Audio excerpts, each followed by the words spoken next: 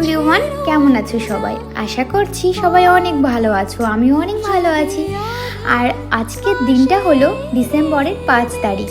আমাদের কাছে অনেক স্পেশাল। ও আমাকে ফোন করেই বলছে যে আমি যখন আসবো তুমি কিন্তু ভিডিওটা অন করে রাখবে। তো সেই জন্য আমি ভিডিওটা অন করে গেট খুলতেই দেখছি আমার জন্য ফুল আর কিছু কেক নিয়ে এসেছে। তো সেইগুলোকে আমি ভালো করে ফ্লাওয়ার ভাসে জল দিয়ে রেখে দিলাম।